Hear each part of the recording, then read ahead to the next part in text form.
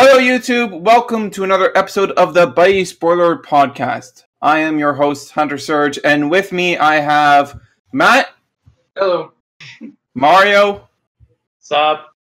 Alex. Hey. And as usual, Bren. Yo.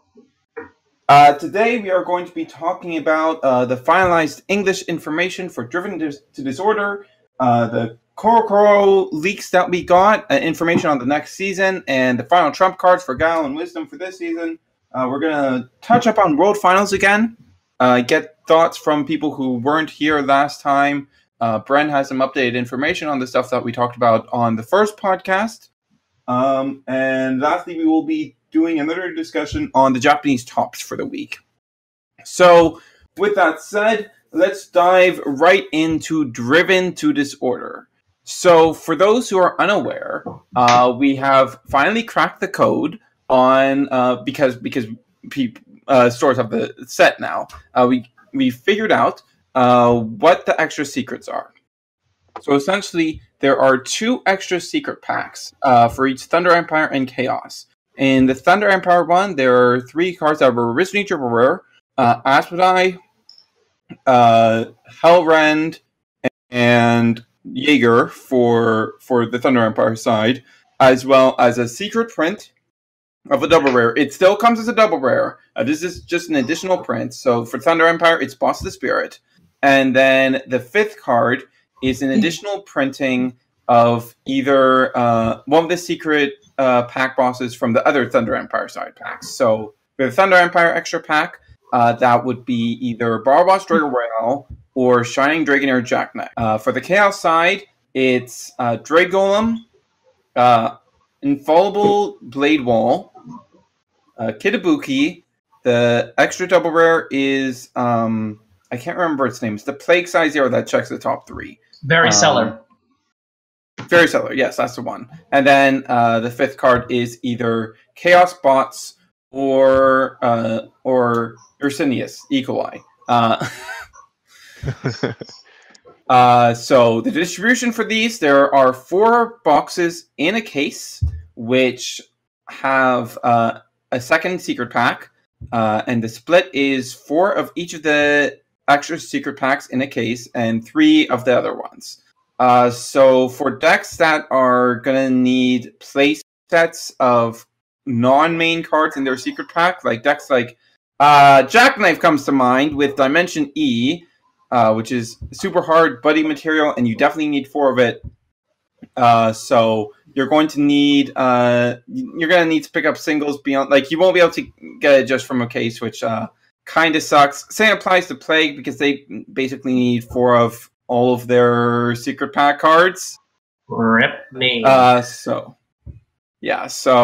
that's unfortunate, but I think there are a few things that could have been done here better, but it's a big improvement over the alternatives early this year.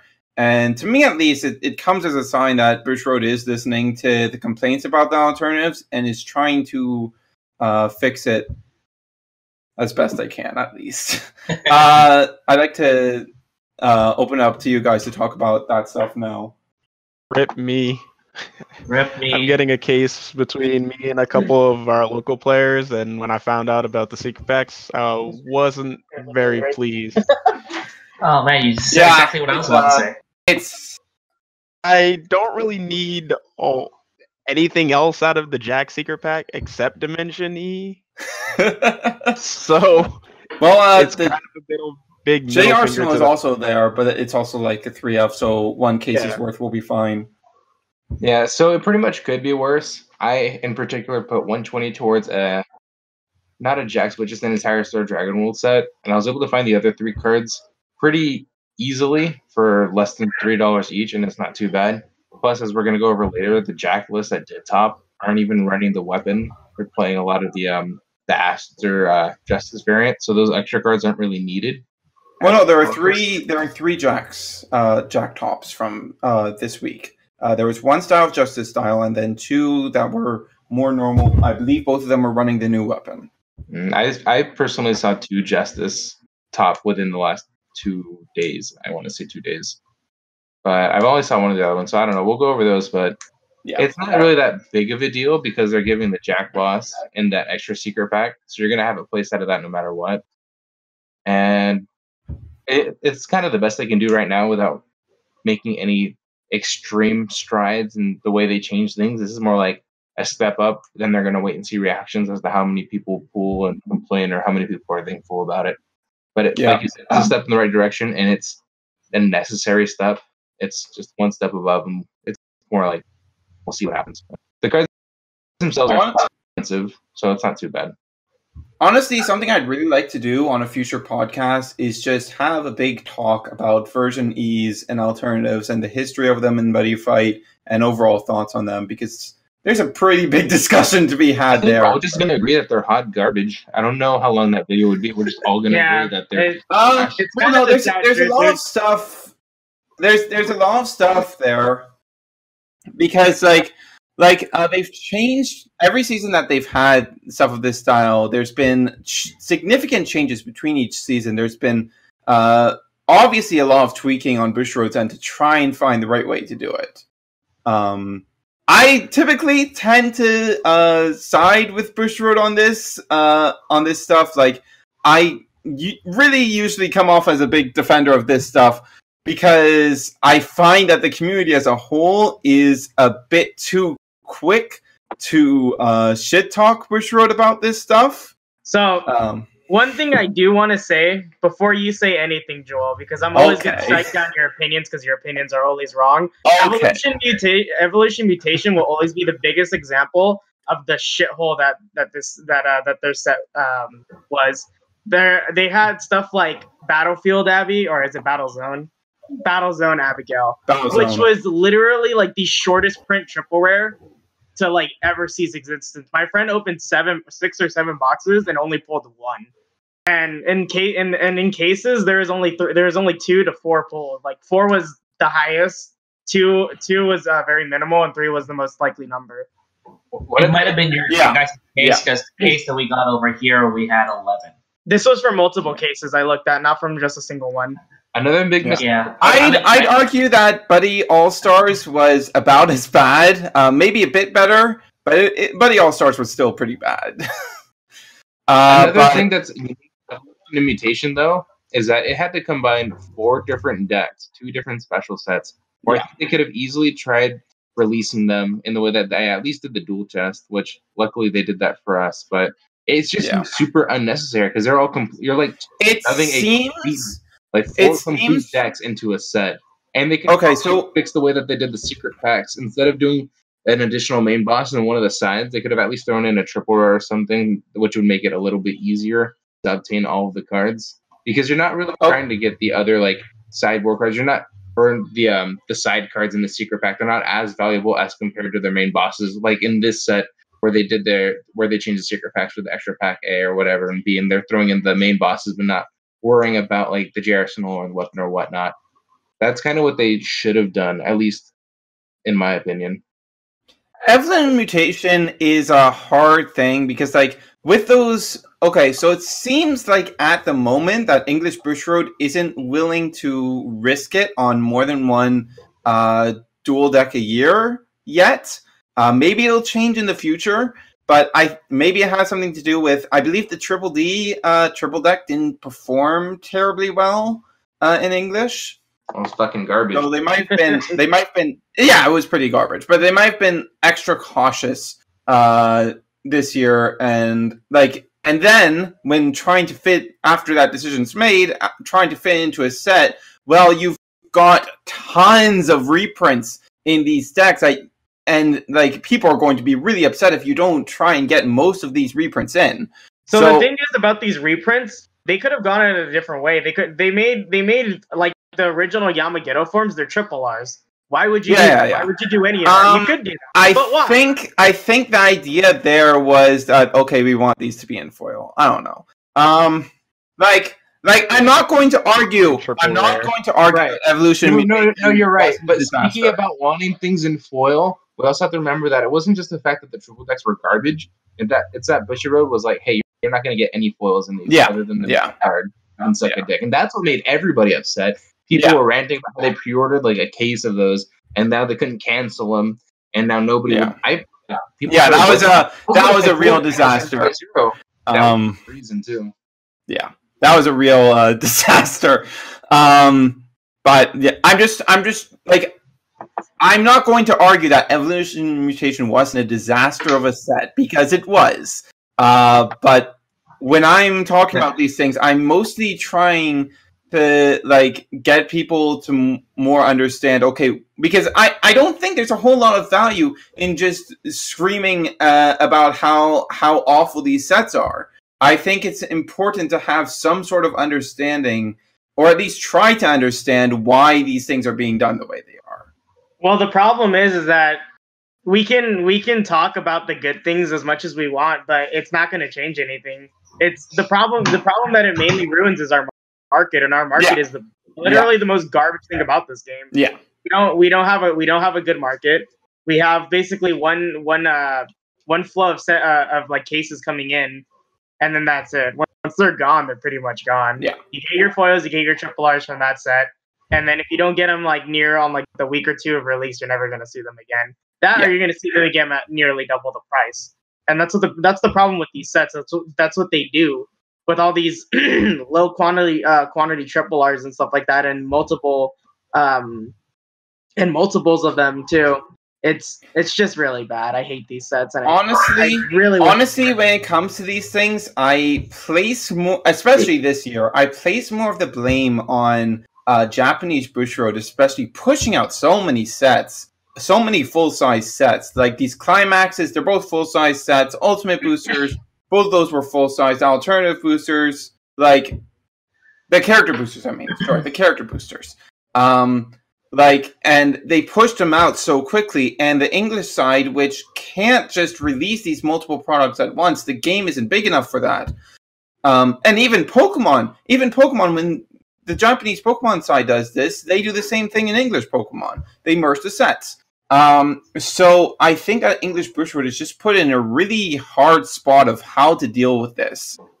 And there have been some really, really big missteps, but I also think it's very important to recognize and appreciate the things that they're doing right, so that when Bushiroad looks to the community and sees the criticism, they don't scrap the things that they did right, because all anyone's talking about is the negative stuff. Regardless, we got a bit off topic on that. I think we've basically got our thoughts out on the secret pack handling for this set. This is a pretty good way of doling down the triple rare, so we didn't end up with an 18 triple rare set. So overall, I think this is a very correct step at the very least. It's not perfect, but it's a step in the right direction, I guess. Yeah. It just needs more steps in the right direction. Yeah. It's something. Then we have the promos. The promos that we talked about last week. So most of those are going to be box toppers for this set. Futon, Enter the Dragon, Dark Ball, Weibly. What's the other two?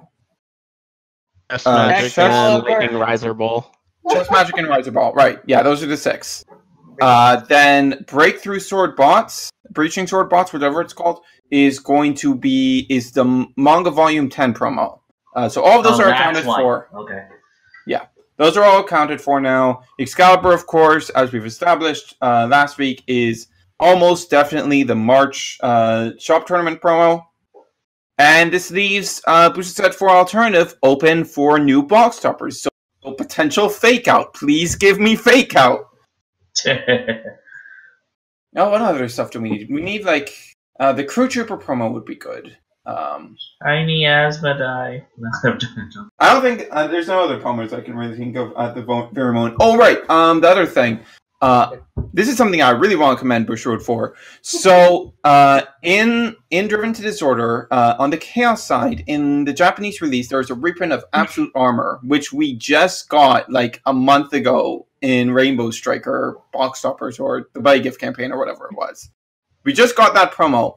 So instead of giving us a reprint that soon, Bushrod has instead replaced the printing of Absolute Armor with a printing of Mini Gear God Orange, which is a very important card for the Gear God deck, for anyone who wants to play that.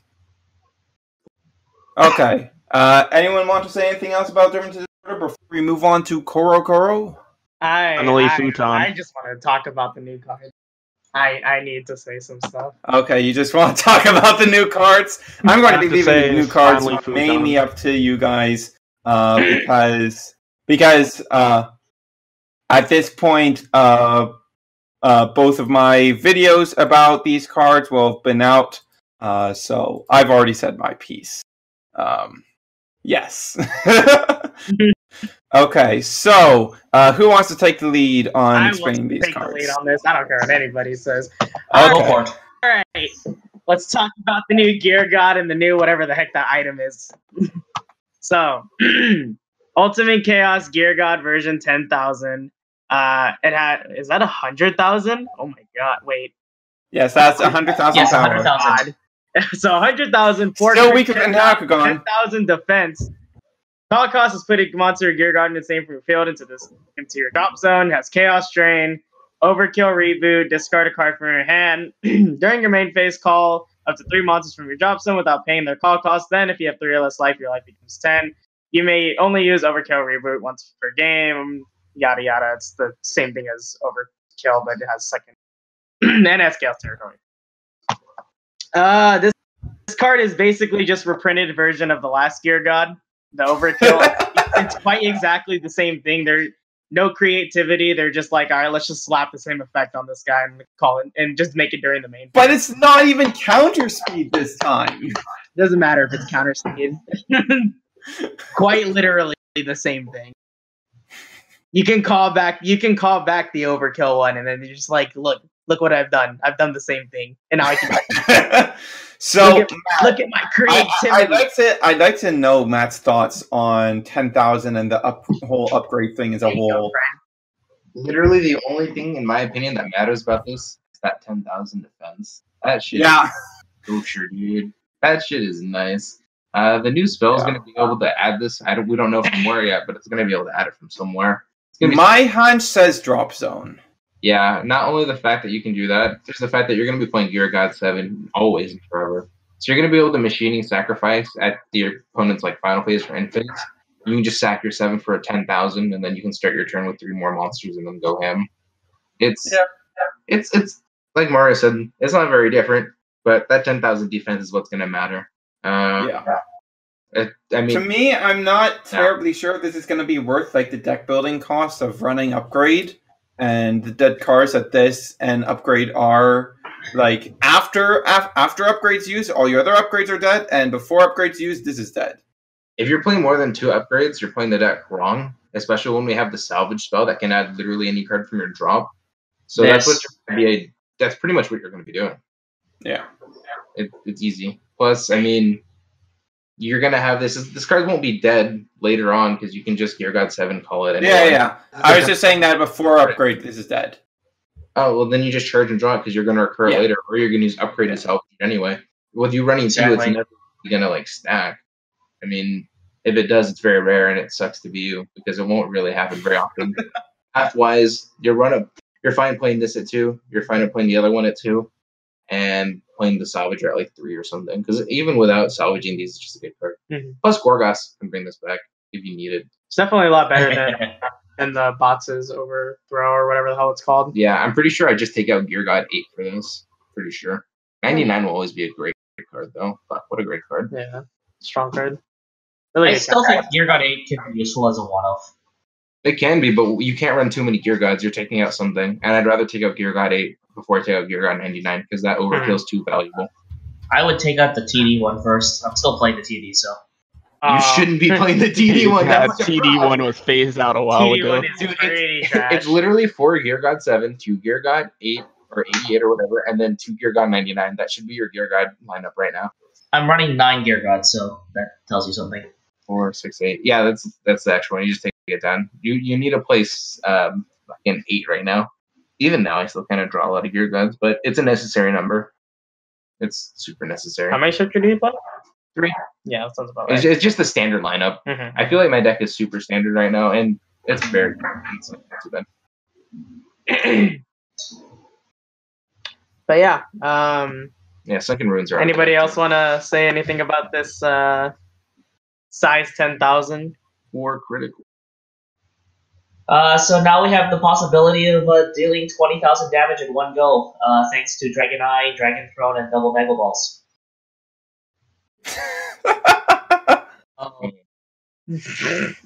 Well, okay. It's okay. That's what Rising Flare. Ow! All right. And Sweet. Sacrifice. 20,000 damage. No, I mean. Is that it, or am I moving on to yeah, move on. All right. Divine Protection of Bots, Dragonification, Dragon Fang. That's a lot of dragons. Yeah. Power 10,000. It's a size 1 for some reason. Has 2 critical and 4,000 defense. This card cannot be called. This card cannot be rest, and its abilities can't be nulled. This card gains all overthrow ability or whatever in its soul. You may use overthrow twice during this game. Soul Guard, double attack, Dragon Eyes. It's basically transform. Put a monster with bots in its inferior draw zone into this card's soul and pay a gauge. Equip this card from your hand. This card is an item, so quite literally transform. I actually haven't seen Surge's video yet, so I don't know if he said this, but the reason it's worded as Draconification is that because if you don't do it that way, then Overturn Jackknife could get at it when you try to equip it as an item. That's right. Yeah, that's the reason it's transformed. Right. I just assumed it wasn't transformed because it's like the same reason for Station. It's so you can't use they can't use or if they ever make transform we just mean that the reason why it's a transform variant and not just an item. Oh, okay, I gotcha. Yeah. Because Overturn Jack can't nullify transform. All right, opinion time. All right, I knew this was gonna happen already. I thought it was gonna be for overturn twice a game, but I guess it's for overthrow because fuck me, right? So I verbatim told when overturn and overkill was announced, I said that they would make a overturn and overkill card that would only be accessible to Thunder Empire, and to Chaos, and it would be like a card that they both can use. So I was slightly right, but nonetheless, this game's going downhill. Please get me out. Abandoned ship. That's not very nice. Okay, getting hextuple isn't that much. Don't get me wrong. Getting hextuple isn't a lot, but when you get it twice, I don't know about that anymore. And okay, so I've already explained in my video that there are so many counters to this card, like all the ones that already applied to Barboss Dragon Royale, minus Shadow Stitching, plus anything that can destroy an item or clear soul during the main phase, during your opponent's main phase. So my thoughts on this was this is the first card we've seen, and I believe it's a new set. New series, I guess too. All right, thank you. And I was just like, they're just gonna make some stupid card or stupid flag that's just gonna prevent any of the counterplay to it. I believe that they're just gonna make it so that there is no counterplay, like they're doing with the rest of the game. It's becoming an I disagree with these cards now. I think if that's okay, let me speak. I think if that sort of thing was going to happen, this would be a secret. The reason why I don't think that sort of thing is going to happen is it's a triple rare. I don't think that's a very good justification for it, though. Okay, the reason I say that is because if they were going to create a bunch of support cards for it in this set, instead of it being like a one-off with maybe one support card, they would probably have put it in a secret pack with its other support cards. It's a support card. Well, that's what I think. Oh, well, there's also the fact that you can't. I feel like they're gonna save the secrets for the legacy support. I don't know, because you can't really. No matter what card you have in this set, it's not gonna have more than 2 cards of support. Not really, because you have to support every world out of 85 card types. We don't know any information on the secrets. There's only 10 secrets. Yeah, I don't even know how they're gonna do secret packs yet. So I don't think it's. I mean, it's 10 secrets. That's just 2 secret packs. That's just 2 secret packs, just like the Climax boosters. if there's only 2 secret packs, I feel like they're going to give it to whatever they're going to be playing in X2. Because you want to support either two new archetypes, well, it's supposed to support everything, but actually, what the main characters are going to be playing. My theory is just based off what they've been doing for the past sets. They've been making less and less 2 BTO1. So I mean, it would seem like a theme that they would throw in just to make it so that it looks like it has counterplay, but in reality, they're just gonna make something dumb that doesn't have counterplay, or that doesn't, or make it. So but they never do that with the season finale card. Yeah, so be the secret. The secret is a big middle finger and They literally never make the season finale cards these unbeatable monsters. They're usually these casual play cards. Eternal Wall Blaster. Yeah. Basically every single one of them, except for Quilta, has been just a strictly casual play thing that isn't super competitive. Pretty good card. I think it's really pessimistic to think that they're going to break. Well, I mean, at least it's over the restricted. It's something that we'll see in the future. And if they do, I can tell you off and say that I was right, and same goes or vice versa. Yeah. You know?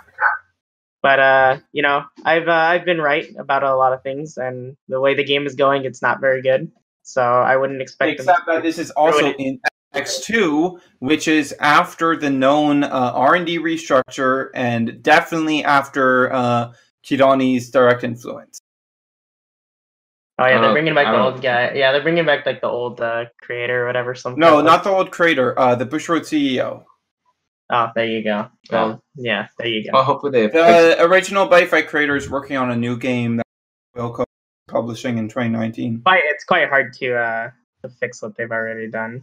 Like those legacy. I don't think so. I don't really agree that the game is beyond salvation. Fuck, dude, that might be smart. Rotation might actually be the answer to this. I hate rotation too. Because given the market, hold on. Given the market in Japan, it's actually impossible for this game to have rotation. How the game is demographically marketed in Japan prevents any sort of rotation from actually happening. How is it marketed? It's marketed mainly to the kids and the adults that are outside of the Vanguard range. Out of the what card range? Vanguard. Out of the Vanguard range. So basically, since they market Vanguard to older teens and young adults, they market Buddy Fight to older adults and really young kids. So because of that demographic, it's kind of impossible to have a rotation because the younger kids are going to suffer a lot. Wait, but they can just fix the way that they distribute the cards, and they make it less reliant on the old cards in the same way that Pokemon does that, because Pokemon also targets those at 2 exact groups, and they still no, not in Japan. Pokemon doesn't have rotation in Japan? No. The Pokemon doesn't target that in Japan. In fact, Buddy Fight targets kids younger than Pokemon. There's a demographic younger than Pokemon? Yes, because the Pokemon is marketed to 12-year-olds and up. Buddy Fight aims to hit the 7-year-olds and up. Oh, why are we playing this fucking game? Again, this is just Japan demographics, not the West. It's the same demographic as Duel Masters, right? No, Duel Masters is a little bit older. It's like 8 or 9-ish. Buddy Fight aims to go a little bit younger. Also, Mario, it's fine. As he said, also the adults above Vanguard range.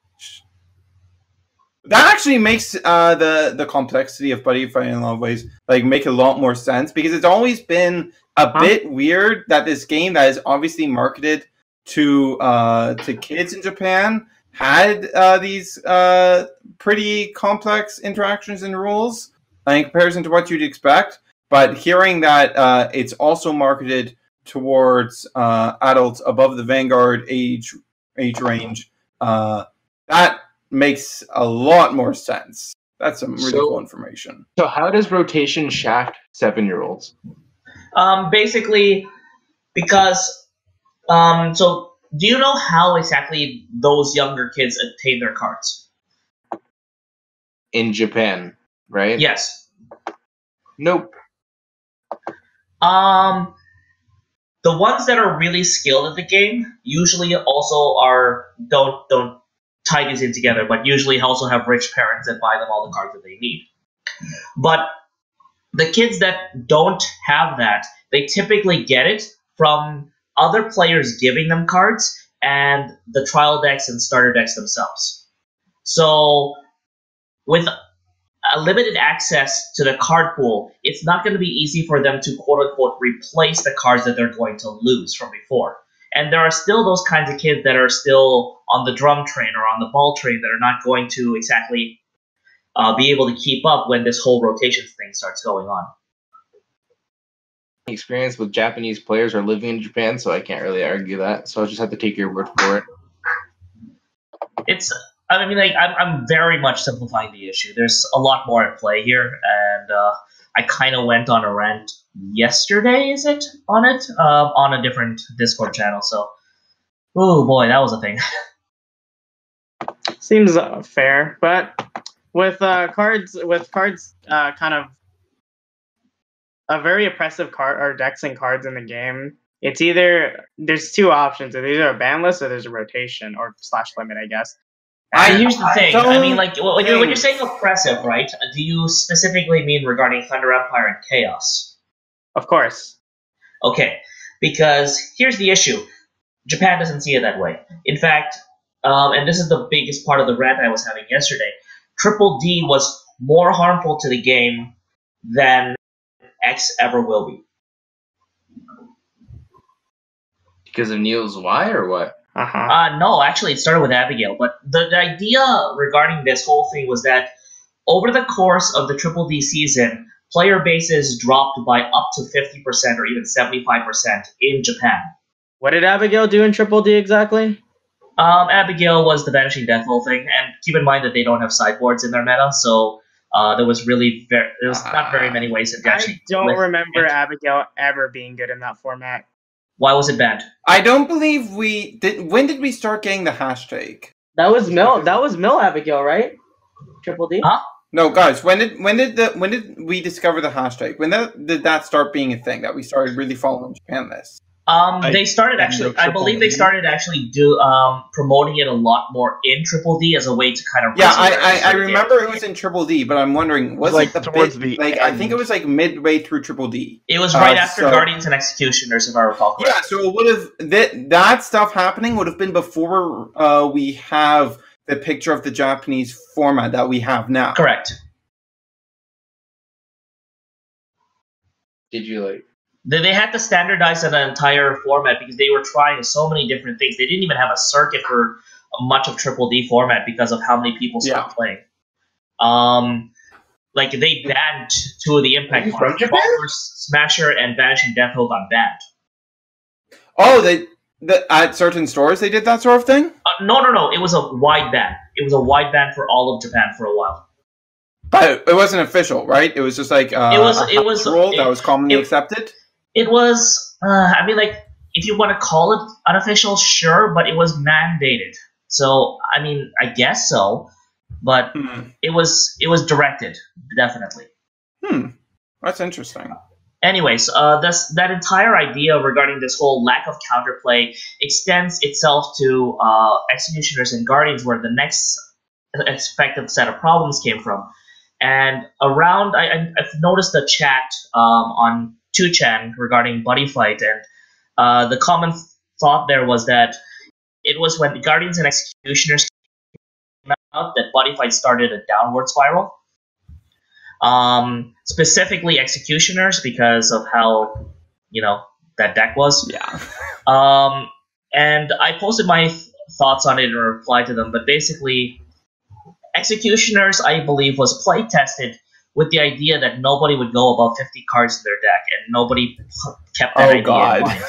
That's a mistake. Of going higher than 50. That was a mistake. So that was the issue behind the whole Executioner's problem, and of course that extended even further to Neo's Y, and by extension, the brief rise of Zeta. Okay, so are you aware of... There's a lot of things that happened in Triple D that caused a lot of things.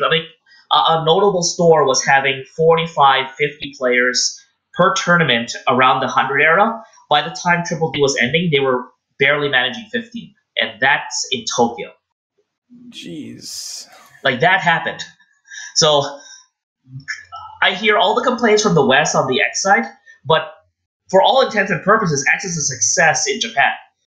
So, like, it's actually projected to be about what, based on your numbers, about a 25. The numbers you got in, 25%, 30% increase over Triple D, which, by all accounts, is a success. A lot of what happened regarding this whole mix-up is that the formats of both the West and the East are really hard to reconcile into one package. Triple D flourished in the West because we have sideboards and access to countering a whole bunch of things. Lots of people were excited about how strong Impact Monsters were, but also how strong it was to counter them. On the East side, though, without the access to sideboards and without a proper format that was set in stone, it became really difficult for people to even deal with it, and that led to a lot of problems. This is why I think Impact Monsters are coming back in X2, because Kidani wants to do them right. I definitely think Impact Monsters were pretty healthy for the game. Re-releasing normal Impacts was... I think the biggest problem people have with X is that it's been such an oversaturation of specifically Thunder Empire and Chaos. And it's an overcorrection to the complaint in Triple D, which was that, the bad guy and the main protagonist decks suck. Oh, yeah. So, right? So there was an overcorrection. And I think with Kidani at the helm, I've already seen his handiwork in Weiss and in Vanguard, so I'm expecting to see his handiwork in Buddy Fight and see exactly what his mind is. I mean, the reduced set size, I feel, is completely his handiwork. It smells very much like what he did in Weiss. And I'm just basically looking forward to what X2 has to bring because of that. Like the T Chaos issue, like you can already see X2 doing things to fix that with just the fact that we're getting all worlds in main sets now. What? It's not confirmed yet. I want to see a second one before I call that. At least for the first set, like. I think it'd be very strange if they did that for the first set and then can keep that big change for a second set for the rest of the main sets. Like again, it's that kind of like cautiousness that I have. Like if they wanted to do a big support match for a bunch of different worlds for just one set, they probably do it through an extra booster. So the fact that it's in a main set has me thinking, okay, this is just the way it's going to be now. And I welcome that. Well, we'll see, right? I mean, I will say this, though. I have talked to Kidani himself, and I think he's one of the few people in the company that really does pay attention to the West. So even though it Access and success, I'm very sure he heard the complaints of us as a community regarding what X did wrong. So I have no doubt in my mind that he's going to work on fixing that. Before we move on from the CoroCoro info, we also have news on the next season of the anime, which is going to be titled X All-Star Fight. It's going to be bringing back a bunch of the old characters. Drum and Ball are back. Ikazuchi is going to be back. What was that, Mario? That was me and Matt.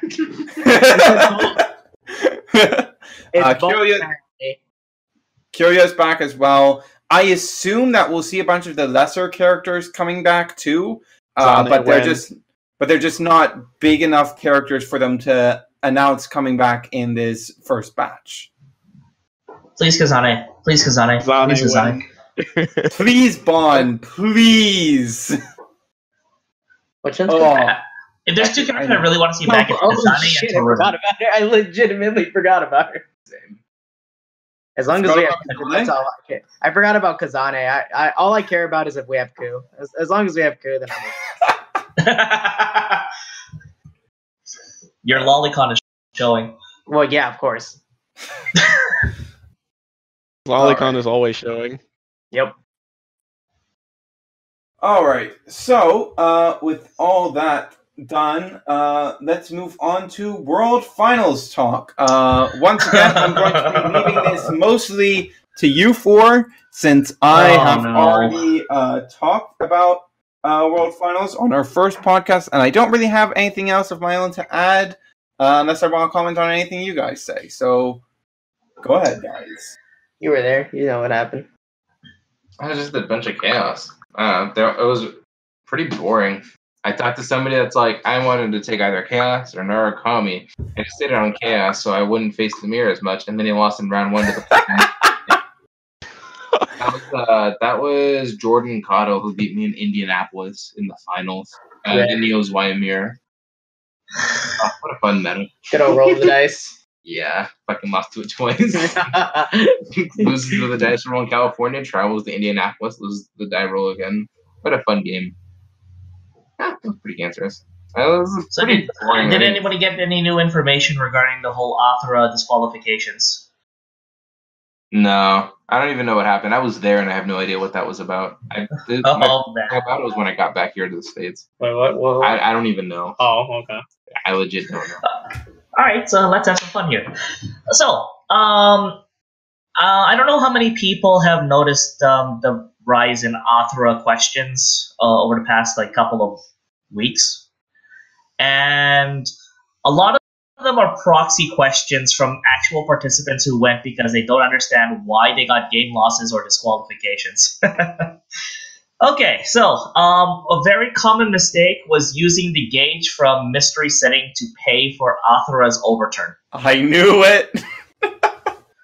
That's a very common one.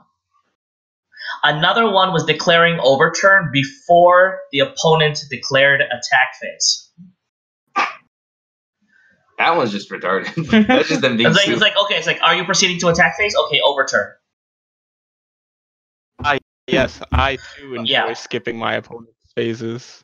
Yes. Though there was one niche case that was reported that the Athra player did everything correctly, except they recorded damage when there was a damage reduction ability on stage. And it was unreplayable because the set spell had been bottom decked on a later turn. That's a shame. Yeah. So basically a lot of the Athra players just didn't really know how to play their decks and got DQ'd or game lost as a result, and I don't think there was a single Athra player that had a chance of topping past round 4. No, there was one who bubbled, actually. Brandon Oramus was... Okay. Yeah, Brandon Oramus was running... Harry Gland, or whatever the fuck it's called. Oh, yeah, you're right. The Harry Glenn version. Okay. But yeah, that's generally what happened. There was a lot of really bad overturn plays because people don't know how to read. I really wish one of those Prism Dragon players had made it to the top 8, just so that we could have that run road deck there in the sea of TE and Chaos. I mean, I think a lot of it also had to do with what people were playing as a deck list. One of the players who got disqualified shared his deck list without telling anybody he got disqualified, and there are some definite issues with it that I have with it. But yeah, the third players went to fucking anyway. So, anyways, that's that on that end. Does anybody remember what was top 8 for Worlds? It was 5 Chaos, 3 TE. Correct. Okay. Let's go 6 and 2, 5 and 3. Yeah. It was generally boring. I left. Oh yeah. Especially when Alex made me leave. Empire won, right? Because I'm assuming Chaos players. Yeah, Empire won. Empire won because Chaos player doesn't have Death Talika. Yeah, he wasn't. The Chaos player who made finals didn't have Talika. Yeah, that's all the Chaos players. I'm glad he lost. How dare he not play Death Talika? That was good. Deserves to take the L. Yeah. That's your out to any grind matchup. Yeah, it's just Chaos players being bad. Makes sense. Man alive. Wow, what a pretty productive and diverse top 8. What a time to be alive. Was good for making World Finals more than 4 but unfortunately, it was not the greatest format. Fuck me, dude. Apparently, Abigail was meta and triple D. At least Buddy Fight got a top 8. Weiss had top 4 with the same number of rounds. Wait, it was pretty stupid because there were 8, 7, or 8 bubbles. Wow, holy shit. That blows. Rip. Why did they do yeah, that? By the way, top 4 was everything the same. I think all the X1s except one was all the same set. Even Mexican thing. So it's even worse. Hey man, Vanguard was pretty close to that. If it wasn't for the blasters upset, Vanguard would have basically been that. Got it. Well, Weiss was 7 AOT and 1 Konosuba. So yeah. Let's see if we check. All right. Is there anything else anyone wants to say about World Finals? I hope they do casting for other games other than Vanguard this year. It would. I did find the Vanguard casting interesting, but I would like to see a specific caster for the other games instead of just having a Bushiroad employee that knows a little bit about all 3 games come in. Yeah. Chris knows enough about Buddy Fight that he was able to do a decent job there, but my main issue there is that I wish that the other games got more than their finals. Well, I don't know. It's tough. It's tough to say in that because it is true that Vanguard is the most populous out of the 4 games. Yeah, a lot of. I 100% expect it to always be a majority Vanguard being streamed and casted, but I would like to see a bit more from the other games get. I'd like to see something similar to the a hybrid between this year's World Finals and 2015's, where basically all the Japanese games are held on one day, and then the English games are held on the next day, so they can use their 2 simulcast cameras to be able to handle 2 different games. That's what they did. That's what they did this year. Well, they did, but they did one of the games.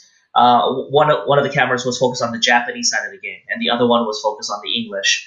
So I was saying, if we had 2 going on for Japanese wasn't the Japanese finals the day before World Finals? No, that was nationals. Japanese finals was the same day. They used the second camera for that. Oh, really? Okay. Yes. Okay. Did they have for Buddy Fight?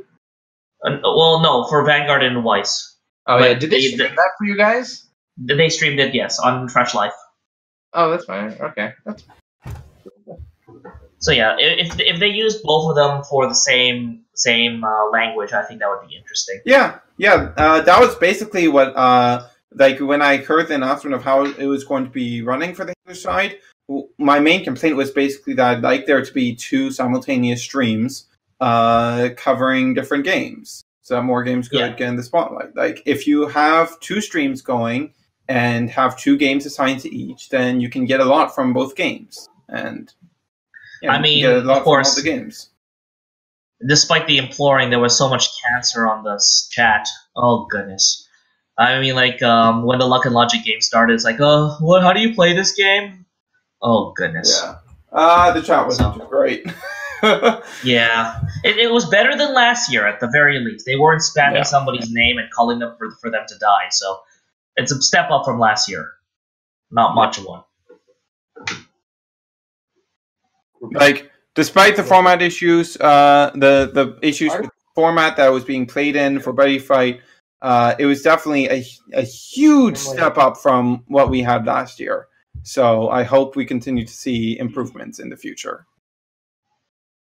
All right, so last topic, Japanese tops for the week. So I have once again prepared a doc compiling all the Japanese tops for the previous week. Olit once again has a very significant number of tops with 15. And I would like to point out again what I've mentioned in between those weeks is that the reason that Auto Deity Army is the one that most tops is because, one, the places that actually play this deck have more tournaments per week than okay, so that's what's going on. Number two, this is the easiest Chaos deck to build with the card availability shortage that they're having in Japan. I think I estimated it at 1.75 Gear God 7s for every Chaos player in Japan. Wait. Wait, what's this about card shortage? So Japan has always had a card shortage when it comes to like the top end cards because the rich parents buying it for their kids, and then the pros buy off the cards like really, really early, and it makes it harder for like the average player to be able to get one. I estimated somewhere around 1.75 Gear God 7s, like the Ruler of Chaos Gear God 7, per Chaos player that exists in Japan. As opposed to in English where it's almost 3, it's like 2.89. So that tells you something. I don't think it's much of a... Well, maybe the shortage is making them cost more, but they are available. They're just not being bought. They're actually not. A lot of things that you see on sale are actually just placeholder sales. Because there are some places that have say, oh, you have this for sale, but you can't actually buy it because it's restricted. And the main reason is because it's already on hold with someone, and or they're just showcasing it to change the price, and then they'll take it off the market. There's a lot of weird little nuances like that in the Japanese market, but there's a lot less Gear God 7s to go around than there might be. I mean, there's the reason why the people in Worlds only ran 3. A lot of them said because they couldn't get a 4th one. So I'm Out of the army, it just came out, and because a lot of the stuff that are needed are RRR and down, it makes it a lot easier for stuff to get. And Gear God 7 isn't really necessary in that build. And that's why Out of the Army is, again, the top deck because of those couple of factors. All right, that's very interesting. So when accounting for that, the Satsuki G Thunder Emperor Spanx is about the same number of tops accounting for that card shortage. Okay. All right. So another thing to note about All Deity Army stock right now, you'll see that I have noted next to the number of All Deity Army some interesting text that we started that Bren noticed that I think would be interesting to talk about. So we have about 8 of the lists, over half of the lists are running Gear God version 88, which is the one from the dual chest. And we also have 6 running Selfish Purification, which is the common from XBTO2 that lets you counter speed, shuffle 3 chaos back into your deck, or is it put up? No, bottom deck. Okay, bottom deck. You put 3 chaos back, and you gain 3 life. So Selfish Purification, the reason that's there is really easy to see. Like this lets you go super one of on your auto deities. Use this counter speed card to return them back for bots to get out again. Really enables the cycling of Tetra as a defensive play for use with bots and Chaos Signal. So, that's a thing. Well, that's a whole thing. Not only that, but Selfish Purification actually puts the Chaos player out of damage reach out of one-turn kill decks like Satsuki Fangs. Yeah, that also lets them have some defense beyond without having to run shields. Yeah, extra life buffer. Yeah. So it's actually relevant in all the ways. Not just one. So I found that interesting. The more weird one to me is the 88. I think I figured out the thing with 88, though. So the thing with Auto DD Army is because Gear God 1000 is already a non-Chaos Drain Gear God, all DD decks already have to be dealt to account for the lack of a Chaos Drain. So that makes 88 mesh pretty well with the deck. Since it also lacks Chaos Drain. It lets you get back Chaos bots from the drop zone without paying its call cost. If you didn't have to use the Overkill to set up with 1000, then Gear God 88's own Overkill is pretty solid stuff. Yeah. Okay. So another, the one thing that I talked to with the Japanese player, I talked with one of the Japanese players before coming on the podcast today regarding this whole Gear God 88, and I was just asking for the reasons why it was played because the West was seeing, not really seeing the reason for it. And the couple of reasons that were mentioned was, of course, the card availability, which I knew. But the other one was that it's a card that stays on the field longer than Gear God 1000 and other stuff that doesn't have Chaos Drain because it can add up to 3 cards into its soul. And that idea is that to be able to withstand 6 attacks from a one-turn kill variant before dying. So it's more about defense rather than anything else. And the overkill is kind of there, but that's the main reason. Yeah, and because when you call it, you get the size 3 from the drop zone. I mean, you get some. I was just checking myself because I couldn't quite remember how its soul guard call cost worked exactly. And I got that loaded up, saw to put any number of monsters into discard soul. It made that click a lot more too. So yeah. So it's basically about defense. Yeah. It's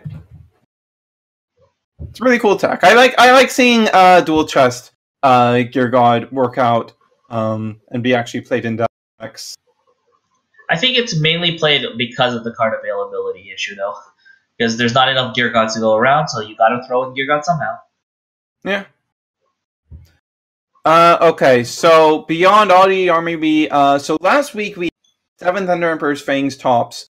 3 of them were old, like Corpse Leader variants. 3 of them were the new SaiScott G variant, and one of them was size 3. One of them was Barboss Dragon Royale. Yes. This week we once again have 7 Thunder Emperor's Fangs, but this time we have 1, which is no. Last week was 6. Huh? No, it was 7. It was 7. We had 3, 2, and 1. Oh right, yeah, we had 3, 2, and 1. Right. Yeah. Okay. But we have 7 this week. One of them is the Corpse Eater variant. One of them is this weird list that is super hard on one-ofs that I've labeled a one-of hell variant. I really don't know what to make of this list. Oh, I think I know who played this. It's one of the friends of one of my locals. Okay. I think he's doing this just as a troll type also, like, here, look, I can do this. This is pretty heavy meme. Yeah. It's a good meme, but still a meme nonetheless. Yeah. And all while buddying a card that we don't have access to. Wonderful. Perfect thing. Okay. But moving on from there, we of course have 5 of the new SaiScott G variants. Yes. If there's one thing I really liked about the whole concept of Thunder Emperor's Fangs at the very start, I liked the aesthetic of this deck where you can play all your favorite buddies. And like, there's a certain level of that promise being met with these SaiScott G variants because they're carrying SaiScott, Bots, Asmodai, Jackknife, Miseria. So, you know, that's a whole thing. I mean, you gotta like the flavor, but our Resident Thunder Empire player actually called that Overturn SaiScott would be like the best Thunder Empire deck way before it even came out. So I'm glad to see this coming to fruition here. Yeah. Okay, moving on from there, we have 3 toilet tops. I don't think there's really much to talk about in these lists. New Impact is putting in work.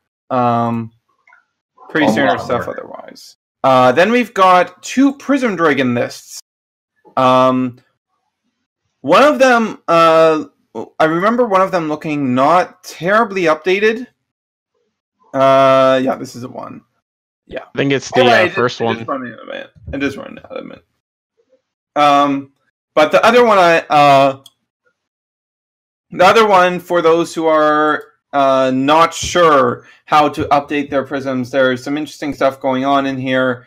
Like in particular, the use of the Gauge 2 size 3 that used to be run in Neo's Y is now being played here because you can Adamant over it.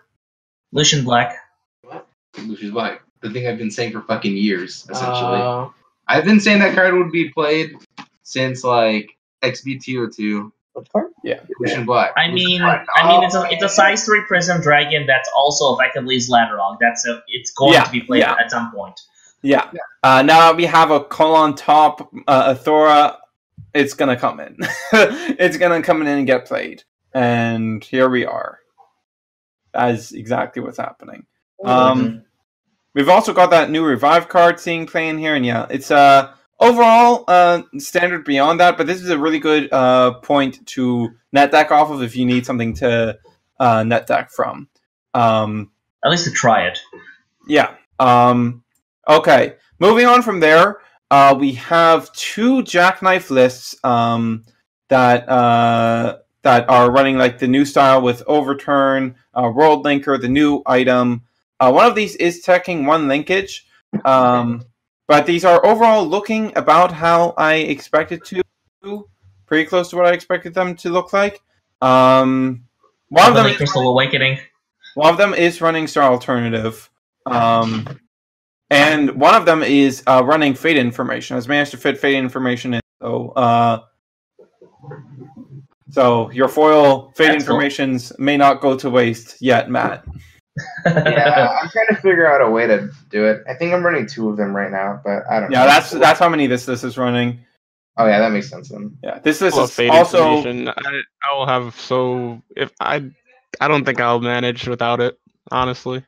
This is also carrying 3 Quantum Ruler too. Still, so that's a whole thing, and I think it's gonna end up. I feel like it's gonna become super standard that Dimension E is gonna end up being the main buddy, but yeah. This is once again good place to start with for your Jack lists going into the new format. We've got the One of Health, Underburst Fangs, a Chaos list, Crew Troopers, Knights. The Knights list I found a bit interesting. The 3-3 split between Furia and Gao has become pretty much completely standard at this point in Japan. So that's no surprise there. We've got the Nobu Valentine's promo.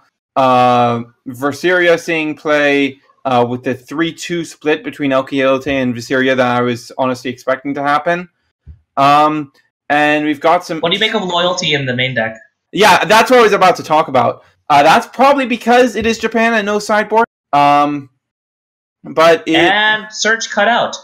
Oh, did I... am I back? Am I back? Search? Am I back? You're back.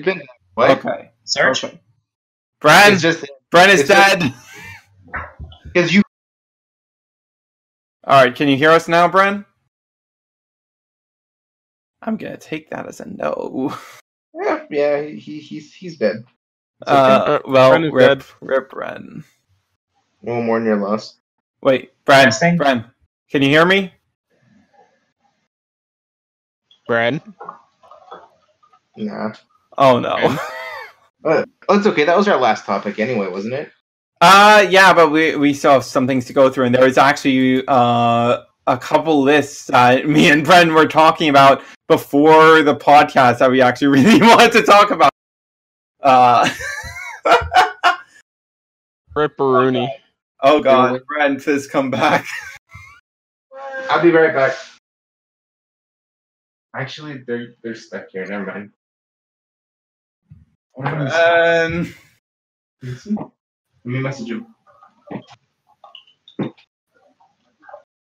Alright, I guess we'll just move on. I'll have to talk about these lists on my own, bouncing off you guys. But as Bren mentioned before he died, this Knights list is running Loyalty. I'm very interested to see what the English format ends up doing with Loyalty when we finally get it.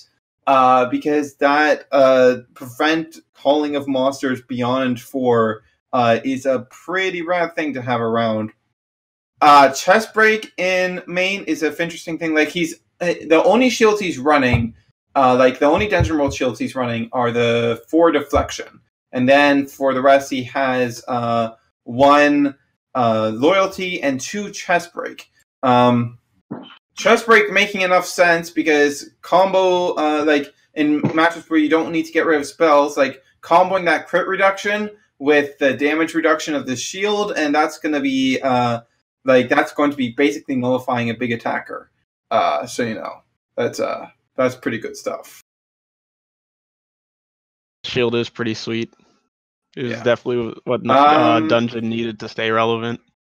Yeah. So, if you're a Knight player, maybe look towards what this list is doing. Try it out. I believe the Nobu Valentine promo gains life and gauge equal to the number of Knights on board. Is that correct? Or no, it's either gain gauge or life. That's what it does. So yeah, you can use that to gain like 4 life back. That's a pretty good thing to be able to do. Yeah, I like this list. That plus Furia, that's a lot of life gain that you can get access to. And bonus quest. Yeah, that's... And from a party, yeah, that is tons of life gain that you have access to here in this build. So that's pretty... Like 4... 8 if you cast 2 bonus quests, depending on how many like your party Furia on most turns, thanks to Ivo Academy,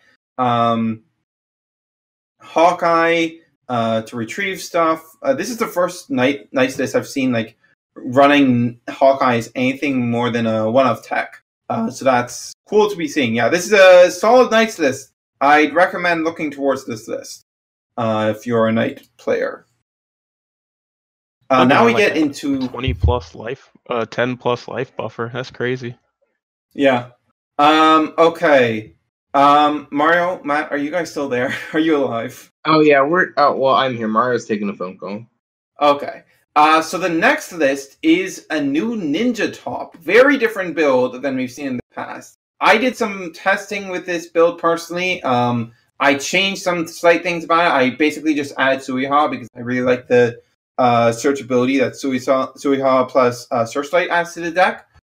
This is a heavy on Thunder Empire ninja list that's actually able to use Tomon to quite a bit of efficiency. And it takes big advantage of... So basically the big play that you do with this deck is you go into Overturn Tsuki Kage, you swing in with everything, you use Overturn Tsuki Kage to pull out the Triple D Byakuya, the one that wins in the soul of something, that thing gets Shadow Dive. And you also call out the 5-roll Buildmasters Tsuki Kage, instantaneous movement Tsuki Kage, to get back a Ninja Arch from your drop zone, which will either be like one of your shields or Clear Serenity, or in a lot of cases, the card that we are getting as our Springfest promo, the Restand spell, the one that can either protect a ninja from destruction or restand a ninja. So you get that back, and then you go into the new size 3 guy from your hand. That's a double ring climax. The one that when you've attacked 3 times or more, you can pay 1 gauge, put all of your monsters into its soul, and it has move, soul guard, counterattack. It cannot be destroyed by card effects when you're equipped with an item. And it has that 3 crit, and now he has Shadow thanks to Byakuya, and you can go in for some Shadow Dive swings. Yeah, it's also carrying the Thunder Empire Ninja dual card promo from the very beginning of X, as well as the new Japanese Blade from the Climax set. And this is overall really cool list. I like it a lot.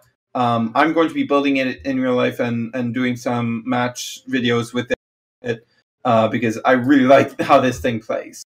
I really like that they took the Tomono Shin, because when I first saw Tomono Shin released and was just like, oh, you can only use this in Thunder Empire. Yeah, but Ninja's gotten so much of the Thunder Empire cards that they go, screw it, I'll use this guy myself.